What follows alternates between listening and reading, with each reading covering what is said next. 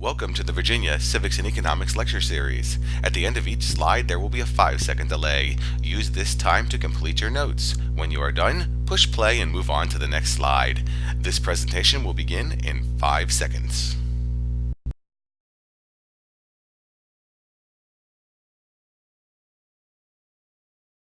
Welcome to Virginia Civics and Economics Lecture 3.5 on the mass media and politics. And let's look at one of the greatest media mess-ups in American history.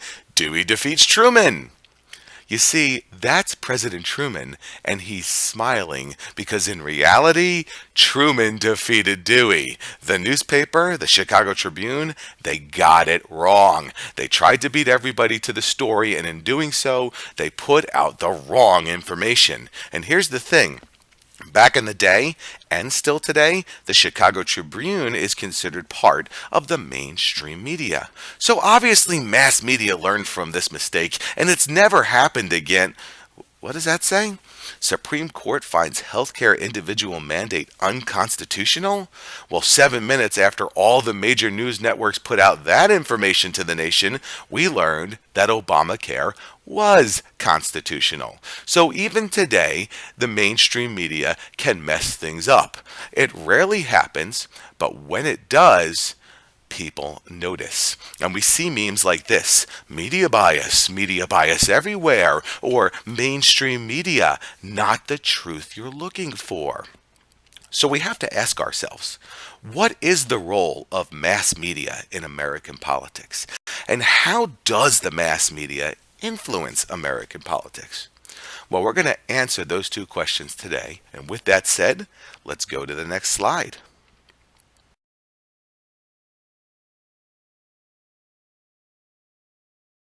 There is one reason why the American media is protected by the First Amendment to the United States Constitution. They are our voice when talking to our elected officials and those who want to be elected. You and I cannot walk down to the presidential election office and say, "I'd like to talk to the presidential candidate," but the media can do it for us. So we need to see what is the mass media's role in elections. Media outlets identify candidates, determine which candidates are viable, those candidates that could actually win an election, and focus their coverage on those candidates. In other words, the media has a strong pull over who will be the candidate for each political party. Not only that, but the media emphasizes issues when reporting on the candidates, asking directed questions during news conferences, interviews, and debates, and publishing editorials and political cartoons. So not only is the media saying, hey, who are the people that can really win this election, but they're also saying, what are your answers, political parties? What are your answers, political candidates, to the important things for us as the media, speaking on behalf of the American people? Furthermore, the media broadcasts different points of view by interviewing people representing opposite positions during the same television segment and allowing for roundtable discussions. So it's not just the media saying, hey, these are all the questions we have from one side of the political spectrum. The media also needs to be honest with itself and say, we're having a discussion with multiple views so that you, the viewer, can hear everything. Here's the cool part. It's not just the media's decision anymore about what we get to ask. Citizens are now publishing social media propaganda to push for the media to focus on selected issues. In other words, citizens are trying to keep the media honest with memes like this. Political memes. Never believe what you read from online political memes. That's how World War I started. Abe Lincoln. Are they trying to tell the media something? You bet they are. Go to the next slide.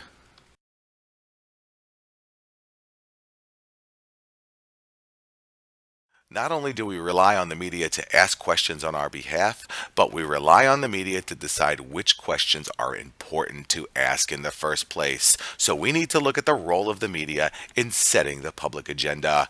Here's how this works. The media focuses the attention of the public on selected issues. And to figure that out, we need to look at Nielsen.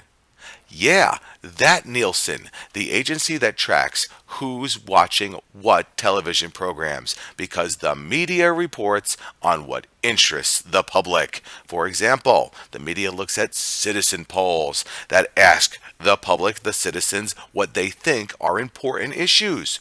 Also, major issues facing the country are highlighted based on what the media believes are important issues for citizens, and initiatives and actions of government officials are reported. If the media thinks it's important to the American public, they're going to focus on it. Additionally, the media offers a forum to communicate opposing viewpoints. In fact, the media is required to do this by law. The federal equal time rule requires that radio and TV stations provide equal airtime to opposing candidates if such time is requested, unless the airing was within a documentary, a bona fide news interview, a scheduled newscast, or an on-the-spot news event. What does this mean? If a political candidate goes on your television station and gets time to put out their position, then that television station by law is required to give the other political candidate equal time to put out their position. Additionally, talk shows allow for representatives from all sides of the political spectrum to present their views and opposing viewpoints. So when you turn on a major news station and you see a whole bunch of people screaming at each other, that's opposing views being addressed in front of the American public. Finally, the media now reports on the social media responses of candidates and politicians. For example, I don't know, people using Twitter, and they do that in response to the position of an opposing viewpoint. So if somebody tweets something, the media is going to go and try to find somebody tweeting the opposite position. Go to the next slide.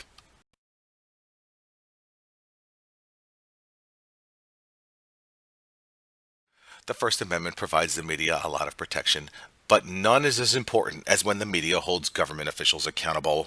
Investigative reporting uncovers illegal, unjustified, or scrupulous actions of government officials and politicians.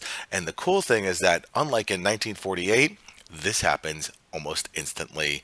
That's because of the 24-hour news cycle, which allows the media to quickly give citizens information regarding an important issue via multiple news outlets. What does this mean?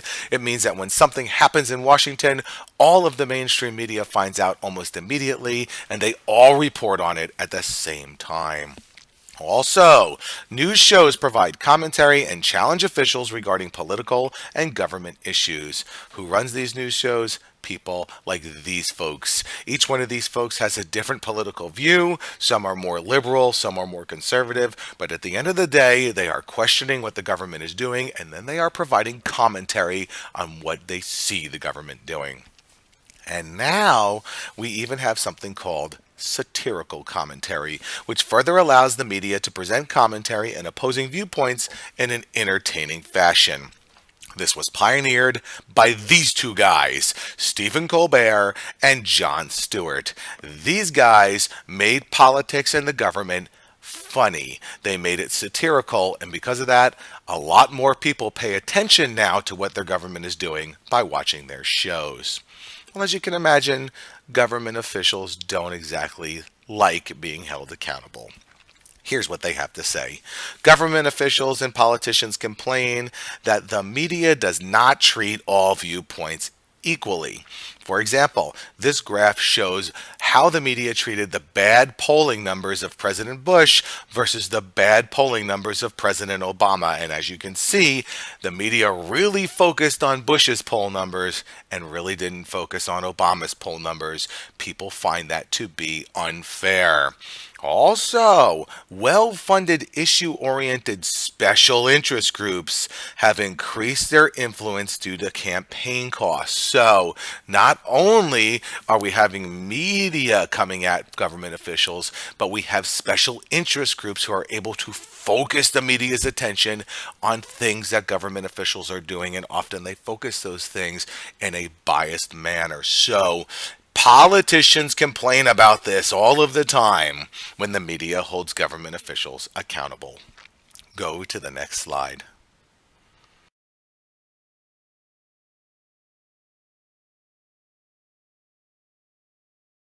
Government officials often complain about the media, but the thing is this: the government also uses the media to get out their information and their position on things. The best way for government officials to communicate with the majority of American citizens is through the media, and here's how it's done. Officials release both official press statements and unofficial or leaked anonymous statements depending on the situation. So, for example, the White House may release an official press statement saying this is something that we're going to do. But sometimes we see that information get leaked anonymously. An anonymous source is quoted as saying that the White House believes or will do something. Next, officials rely on media interviews and on the spot reporting to set forth policy positions. So, the media may be asking a government official a question, and that government official is going to use that opportunity to make sure that they specifically articulate exactly the government's position on a particular issue. Third, the president can request airtime to address the nation.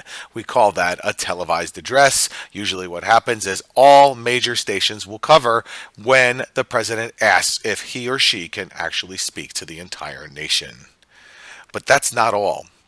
Government officials write editorial pieces as well, and they are published by the media in various formats in order to gain further support for their positions. In other words, a government official will actually write something that will be printed on social media, that will be printed within the mainstream media, that will be printed in a newspaper, specifically articulating why the government official or the government is doing what they say they're going to do. So, while politicians often complain about the media and politicians rely on each other to inform the nation. Or in other words, it's a two-way street.